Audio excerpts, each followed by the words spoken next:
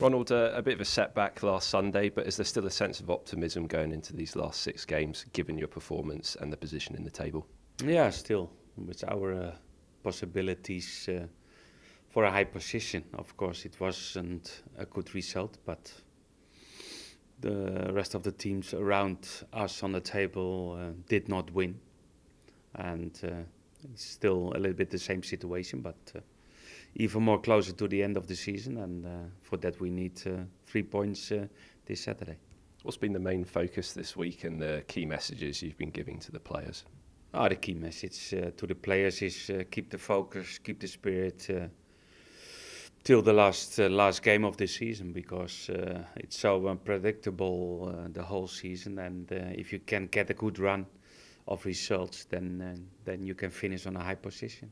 You spoke after Leicester about wanting to start the game better. Is that particularly important when you're playing against a team that's struggling a bit, that you don't let them grow into the game? It's always important to start on a good way the game, because then you dominate the game. You have the ball. It's always easier to play with the ball than you have to run behind the ball. And that was I disappointed about our start in the game, but because we spoke before the game about the spirit. Leicester is a very aggressive team, even more aggressive at home. And you need to prepare for that, and that was disappointed that we had so sloppy start in the game. And but okay, it's possible. It's been a while since you saw Newcastle on the first day of the season. They seem to have changed a bit since then, haven't they? They're really struggling, because normally it's a big club. And it's strange that they already now, I think for the second or third season in a row, struggling and fighting against relegation, because normally it's a club who look more up in the table. They changed the manager, Benitez of course a very experienced manager, but they need to win, they need points, and that makes them still more dangerous. Yeah, I was going to say, you're expecting a team that will be really sort of fighting for their lives this weekend. Yes, we know, but everybody is fighting for something. And of course, if you fight against relegation, maybe you give more as a player. You need to give more for the fans, for the club, for every whole individual situation of the player, because that means a lot. If you relegate with your club, that means a big problem for everybody, and that's important for them. But we know we play home, we know the qualities of Newcastle, and we know also the weaknesses, because if you don't have weaknesses, you don't stay on this position on the table. They've generally been pretty entertaining games between the sides as well, haven't they, recently?